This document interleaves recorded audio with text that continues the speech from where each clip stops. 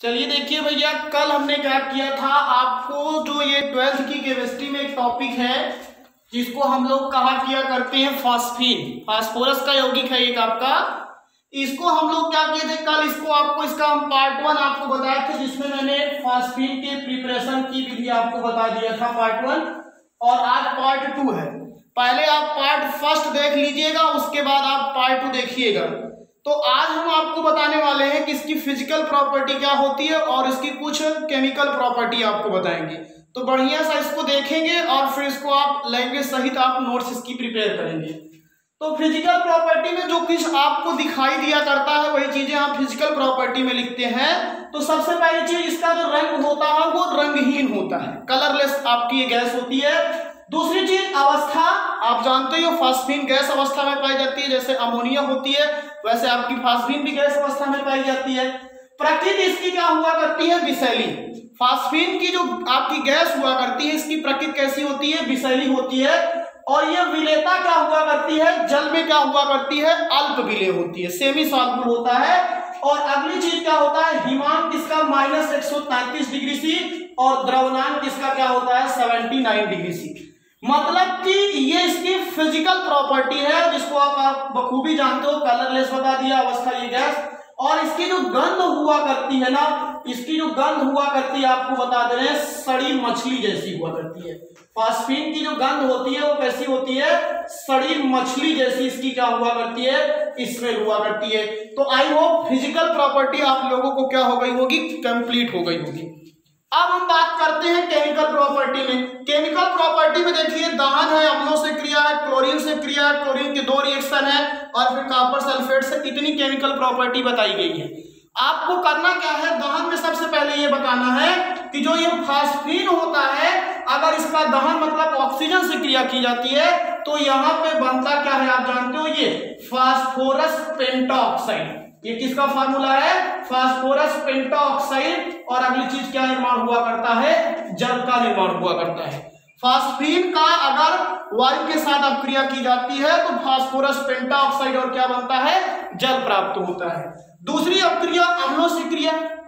आपको एक चीज मैंने जैसे बताया था कि अमोनिया जो हुआ करता है इसमें नाइट्रोजन के ऊपर लोन पेयर इलेक्ट्रॉन पाया जाता है, और लोन पेयर इलेक्ट्रॉन पाए जाने के कारण इसका नेचर कैसा होता है, लुईस क्षारक की तरह। तो वैसे ही फास्फीन जो होता है इसकी भी प्रकृति क्षारीय होती है, इसमें भी फास्फोरस के ऊपर लोन पेयर इलेक्ट्रॉन होता है, जिसके कारण ये इलेक्ट्रॉन युग्मों को डोनेट करके लुईस क्षारक का काम करता है। तो ये अम्ल अगर क्षारक की तरह बिहेव कर रहा है और ये अम्लों से इसकी अपक्रिया कराई जा रहे थे, आप जानते हो ये अगर क्षारीय है और ये अम्ल है, अम्ल और क्षार अपक्रिया करेंगे तो क्या बनेगा, सॉल्ट बनेगा।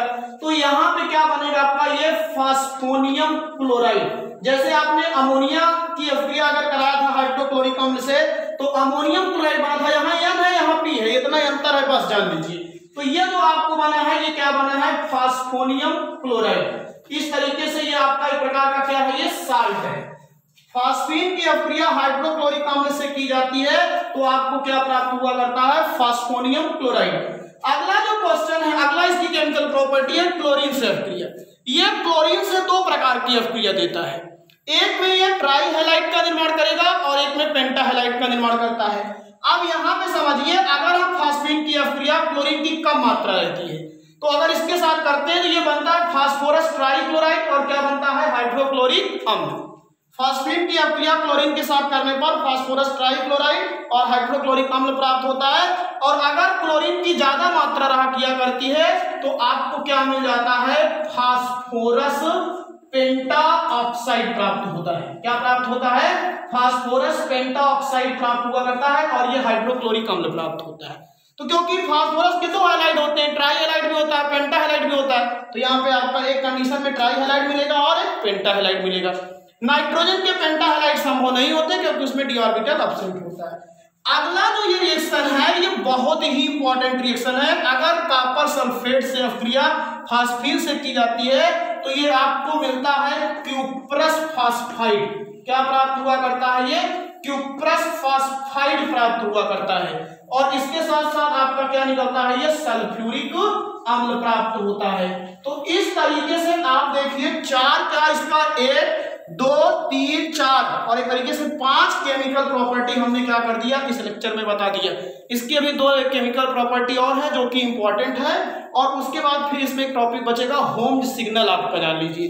तो ऐसे छोटे छोटे टॉपिक में करके हम आपको फास्फीन को पढ़ा दे रहे हैं आपके नॉलेज की जानकारी के लिए। इसे आप लोग अपनी नोट्स में प्रिपेयर कर लें। और सबसे बड़ी चीज इंपॉर्टेंट यही है भैया आप सब लोगों के लिए कि जितना भी हमने लेक्चर आपको पढ़ाया हुआ है उसे आप बढ़िया सी कॉपी में नोट्स करिए, बढ़िया सा लिख लीजिए और उस लेक्चर को अटेंड कीजिए और एक निर्धारित टाइम टेबल के अकॉर्डिंग आप अपने घर पे पढ़ाई कीजिए।